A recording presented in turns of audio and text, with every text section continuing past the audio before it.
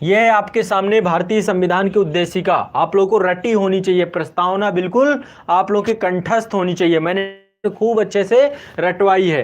तो ये शुरुआत कहां से होती है? हम भारत के लोग। बहुत सारे लोगों को ये लगता है कि जो आपका यहां पे देखिए गणराज्य शब्द ये लिखा हुआ है, आपका गणराज्य शब्द कहां लिखा है? ये लिखा हुआ है। और इस समय पता नहीं बहुत सारे कॉल आ रहे हैं लगातार, और मुझे नहीं पता किस पर्पस के लिए, क्योंकि बैक टू बैक इतनी कॉलें तो नहीं आती किसी चीज़ को लेकर के। लेकिन फिर भी चलो पहले मैं क्लास लेता हूं, फिर देखते हैं। तो यहाँ पे गणराज्य शब्द जो आपका है, इसके पहले 5 शब्द हैं। Number 1, number 2, number 3, number 4। 4 शब्द गणराज्य के साथ लगे हुए हैं। अब देखो कम से पहले एक बार चलो मैं उद्देशिका आप लोगों को सुना देता हूं। हम भारत के लोग, we the people of India. यहां पर समझिए, हम भारत के लोग, ये एक टर्म्स है अपने आप में, लेकिन ये गणराज्य के साथ नहीं लगा हुआ है। ठीक है, भारत को एक संप्रभु, संपूर्ण प्रभुत्व संपन्न या संप्रभु है ना, संपूर्ण प्रभुत्व संपन्न समाजवादी पंथनिरपेक्ष लोकतंत्रात्मक गणराज्य बनाने के लिए तथा उसके समस्त नागरिकों को 3 तरीके का न्याय है, सामाजिक, आर्थिक, राजनीतिक न्याय। 5 तरीके की स्वतंत्रता की बात करता है, विचार, अभिव्यक्ति, विश्वास, धर्म और उपासना की स्वतंत्रता, प्रतिष्ठा और अवसर की समता। 2 प्रकार की समता है। ठीक है, 5 प्रकार की स्वतंत्रता है, 3 प्रकार का न्याय की बात कर रहा है प्राप्त कराने के लिए, तथा उन सब में व्यक्ति की गरिमा, राष्ट्र की एकता और अखंडता सुनिश्चित कराने वाली बंधुता को बढ़ाने के लिए दृढ़ संकल्प होकर अपनी संविधान सभा में आज 26 नवंबर 1949 को मिति मार्ग से शुक्ल सप्तमी 2006 विक्रमी को एतत् द्वारा संविधान को अंगीकृत, अधिनियमित, आत्मार्पित करते हैं। तो सबसे पहले देखो, गणराज्य से पहले के 4 शब्दों से पूछ रहा है कि जो 4 शब्द गणराज्य के साथ लगे हुए हैं, ये 4 शब्द आपके क्या है? प्रतिरक्षणीय है कि नहीं है? क्या इनका प्रतिरक्षण किया जा सकता है कि नहीं किया जा सकता है? तो पहले हम गणराज्य के इन 4 शब्दों के बारे में डिफाइन करेंगे, है ना। पहले हम बता सकते हैं कि जो हमारा संविधान है, संविधान की प्रस्तावना संविधान का संपूर्ण दर्शन है। यदि हम पूरे संविधान को समझना चाहें तो प्रस्तावना को पढ़ने के बाद हम पूरा संविधान समझ सकते हैं। संविधान की ये आत्मा है। प्रस्तावना को संविधान की आत्मा कहा जाता है ना, संविधान की कुंजी। संविधान को समझने का कि हमारा संविधान हमारे लिए क्या सोचता है, क्या विचार रखता है, किस तरीके के वो हमें अधिकार देना चाहता है, किस तरीके से हमारी गरिमा को बढ़ाना चाहता है। ऐसे एक एक पॉइंट, सिर्फ इतने पेज से आपको पूरा संविधान मिल जाएगा। तो संविधान का संपूर्ण दर्शन आपको भारत की प्रस्तावना, संविधान की प्रस्तावना में मिल जाएगा। ठीक है, सब पूरा संपूर्ण संविधान का सार आपकी प्रस्तावना में है। ये वाद योग्य नहीं है। पहली बात, आप न्यायालय नहीं जा सकते, न्यायालय नहीं जा सकते। ये संविधान का अंग है कि नहीं है? है, संविधान का भाग है। ये केशवानंद भारतीवाद में सुप्रीम कोर्ट ने कहा था। ठीक है, और इसको आप न्यायपालिका लेके नहीं जा सकते कि देखिए संविधान में व्यक्ति की गरिमा की बात की गई है, राष्ट्र की एकता की बात की गई है, यहाँ पे 5 प्रकार की स्वतंत्रता की बात की गई। इसके लिए आप नहीं जा सकते, आप सिर्फ फंडामेंटल राइट के लिए जा सकते हैं। लेकिन आप देखेंगे कि प्रस्तावना की सभी बातें फंडामेंटल राइट में लिखी गई हैं। फंडामेंटल राइट में धर्मनिरपेक्षता और पंथ निरपेक्षता को लेकर आपको धार्मिक स्वतंत्रता का अधिकार दिया गया है। फंडामेंटल राइट में ये आपका समाजवादी शब्द जो प्रयोग किया गया है आपका डीपीएसपी पे, ये उल्लेखित होता है। तो देखा जाए तो प्रस्तावना वैसे वाद योग्य नहीं है, बिल्कुल बात है। संविधान के यदि सभी अंगों से इसको स्वतंत्र कर दिया जाए तो इसका भी ये वाद योग्य नहीं है। लेकिन संविधान के किसी अंग के साथ जोड़ करके देखा जाए तो जो संविधान के उस भाग की लीगलिटी होगी वही प्रस्तावना की भी लीगलिटी होगी। यदि मैं इसको फंडामेंटल राइट के साथ जोड़ दूं तो फंडामेंटल राइट वाद योग्य है, तो प्रस्तावना आपकी उससे जुड़ करके, अभी आप देखे थे क्वेश्चन था आईएएस में, एक क्वेश्चन आया था ना, तो आप इससे हल कर सकते हैं यदि सोच सकते हो। उसमें पहले और चौथे में कंफ्यूजन था, मैंने एक्सप्लेन किया था, आप एक बार देख सकते हैं। तो ये तो रही प्रस्तावना। तो जो क्वेश्चन पूछ रहा था, अब देखो प्रस्तावना आपको याद होनी चाहिए। बताओ मेंस में भी इस स्तर का क्वेश्चन पूछ लेगा, कभी आप लोगों ने सोचा नहीं होगा। ठीक है, तो चलो फिर एक बार हम प्रस्तावना को क्रम से समझते हैं एक एक करके, और आप लोग जो है निश्चित तौर पे इसको करते जाएंगे। ठीक है बच्चों, चलो एक एक करके जो ये पूरा उत्तर है इसको समझने का प्रयास करते हैं। पहला शब्द है संपूर्ण प्रभुत्व संपन्न। संपूर्ण प्रभुत्व संपन्न का मतलब क्या है? भारतीय राज्य है ना, भारतीय राज्य, जहां पर भारत के राज्य की बात है, ये पूरी तरीके से क्या होगा, संप्रभु संस्था होगी। और संप्रभुता का यहां पे मतलब क्या है, संप्रभुता का मतलब है कि अंदरूनी और बाहरी शक्ति किसी का नियंत्रण नहीं होगा, ये अपने आप में इंडिपेंडेंट होगा, है ना। तो कहने का तात्पर्य यह है कि किसी अन्य बाहरी सत्ता का और अंदरूनी और बाहरी किसी भी तरीके का नियंत्रण नहीं होना, यह संप्रभुता की परिभाषा है। मैंने आपको बताया था किसी राज्य, किसी देश के लिए संप्रभुता उसके लिए सबसे परमावश्यक तत्व होता है। भारत आजादी से पहले संप्रभु नहीं था, क्यों, क्योंकि जो हस्तक्षेप था ब्रिटेन का था, भारत ब्रिटेन का गुलाम था। तो ऐसे में आप समझ सकते हैं कि संप्रभुता, किसी देश के पास यदि निश्चित भूभाग है तो अच्छी बात है, कोई बात नहीं, निश्चित भूभाग है बहुत अच्छी बात है, ठीक है, निश्चित भूभाग है, किसी देश के पास निश्चित भूभाग है, सही बात है। उसके पास एक जनसंख्या निवास करती है, ये भी बहुत अच्छी बात है कि एक जनसंख्या निवास करती है।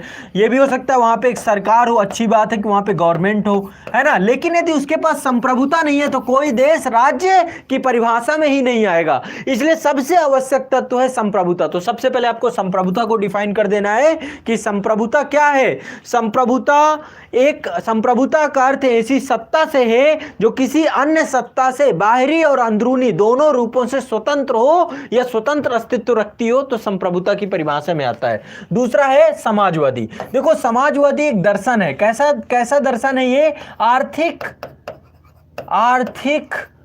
आधार पर, आर्थिक और सामाजिक दर्शन है। आर्थिक बराबरी के आधार पर समता लाने का प्रयास करता है समाजवादी दर्शन। समाजवादी दर्शन करता है कि आने वाले समय पे हमें क्या करना है।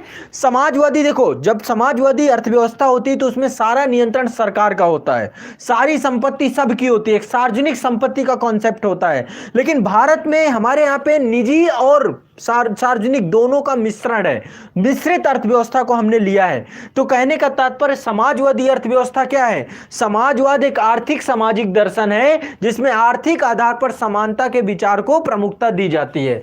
तीसरा है पंथ निरपेक्ष। पंथ निरपेक्ष का मतलब क्या है, सर्वधर्म समभाव। सर्वधर्म समभाव, राज्य क्या करेगा, सभी धर्मों के साथ एक नजर से देखेगा और राज्य का अपना कोई धर्म नहीं होगा। राज्य किसी एक धर्म को प्रश्रय नहीं देगा, राज्य सभी धर्मों को बराबरी देगा, सभी धर्मों को बराबर देखेगा और राज्य का अपना कोई व्यक्तिगत धर्म नहीं होगा। तो पंथ निरपेक्षता का मतलब यह है। लोकतंत्रात्मक का मतलब बहुत स्पष्ट है। लोकतंत्रात्मक का मतलब है जनता के द्वारा चुनी गई सरकार, है ना, ये लोकतंत्र का प्रतिनिधित्व करती है। और रही बात गणराज्य की, तो गणराज्य से स्पष्ट क्या है, गणराज्य का मतलब है कि जहां किसी देश का राष्ट्राध्यक्ष क्या हो, निर्वाचित हो। राष्ट्राध्यक्ष कैसा होना चाहिए, चुना गया होना चाहिए।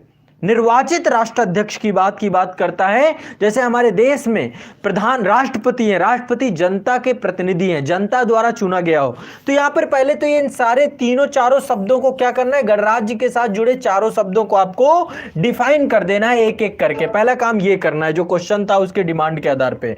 दूसरा काम आप क्या कर सकते हैं, इसके बाद आपको क्वेश्चन में ही आगे लिखा हुआ है कि क्या वो प्रतिरक्षणीय है कि नहीं है, यानी कि ये जो चारों शब्द हैं वर्तमान में का प्रतिरक्षण किया जा सकता है कि नहीं, क्या इनको, तो आप समझिए संप्रभु संपन्न, भारत आज भी संप्रभु संपन्न राष्ट्र है। हमने जरूर कॉमनवेल्थ की सदस्यता ली है, हमने जरूर यूनाइटेड नेशन की सदस्यता ली है, हम विश्व के बहुत सारे ब्रिक्स, संघाई सहयोग संगठन, सार्क, आसियान, ऐसे विभिन्न संगठनों के हम सदस्य हैं। लेकिन ये ऐच्छिक है, हमारी मजबूरी नहीं है, किसी बाह्य सत्ता के दबाव में हम नहीं आ जाते हैं। कॉमनवेल्थ की सदस्यता लेते समय जवाहरलाल नेहरू ने कहा था कि हम जब चाहें तब इससे अलग हो सकते हैं। तो ऐसे में आज भी ये प्रतिरक्षणीय है। भारत अपने अंदरूनी और बाहरी मामलों में क्या है, पूर्ण रूप से संप्रभु है, पूर्ण रूप से स्वायत्त है, पूर्ण रूप से अपने आप को ये ऐच्छिक तौर पे हम जुड़े हैं। कभी भी हमारे हितों के खिलाफ कोई बात होगी हम उस संगठन को छोड़ देंगे, खत्म कर देंगे। तो कहने का तात्पर्य यह कि हम आज भी ये प्रतिरक्षणीय है,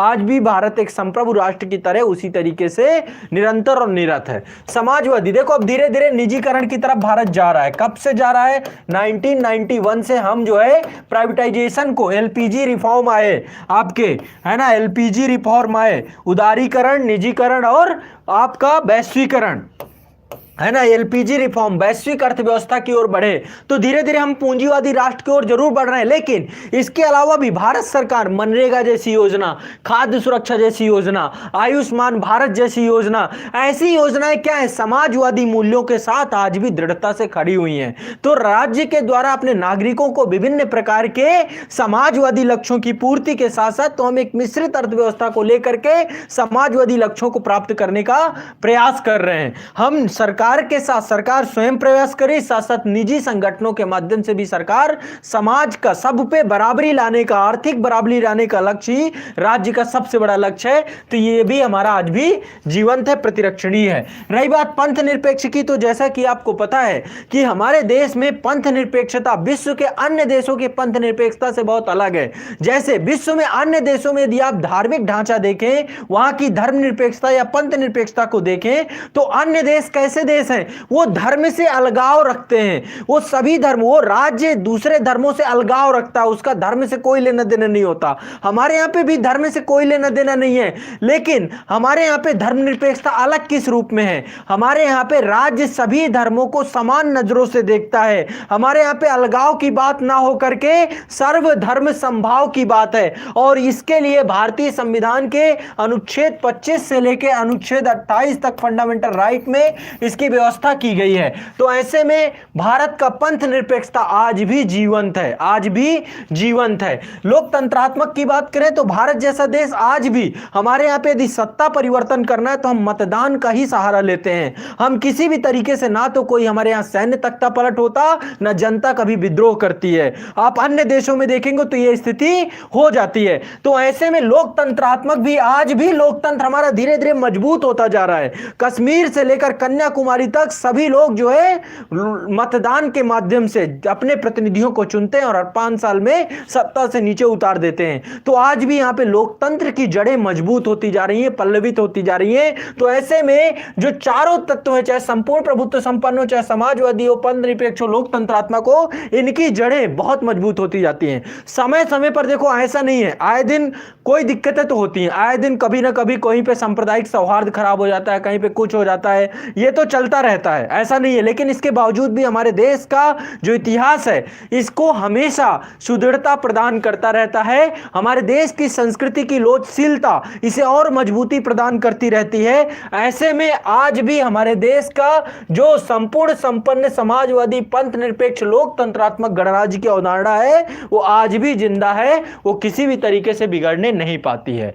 तो कहने का तात्पर्य यह है कि ये देखो, यहां पे धर्मनिरपेक्ष, पंथ निरपेक्षता का मतलब है पंथ के, धर्म के अंदर जो बहुत सारे विभाग हैं, बहुत सारे भाग हैं। जैसे आप देखिए, हिंदू धर्म के अंदर कई सारी छोटे छोटे पंथ हैं जो मानने वाले, जैसे कि कुछ हैं जो शैव हैं, कुछ हैं जो वैष्णव हैं, कुछ हैं जो शक्ति की पूजा करते हैं, कुछ हैं बहुदेववादी हैं, कुछ हैं अद्वैतवादी हैं, कुछ हैं द्वैताद्वैतवादी हैं। तो एक धर्म के अंदर कई शाखाएं हो सकती हैं। ऐसे इस्लाम के अंदर शिया, सुन्नी और अन्य बहुत सारे छोटे छोटे, सिख धर्म के अंदर बहुत सारी हैं। तो इनके बीच में भी विभेद स्वीकार नहीं होगा। धर्म तो बहुत बड़ी बात है, हम छोटे से छोटे पंथों के बीच में राज्य सर्व पंथ समभाव रखेगा, सर्व धर्म समभाव रखेगा, सबको बराबर की नजरों से देखेगा और राज्य किसी भी धर्म को प्रश्रय नहीं देगा।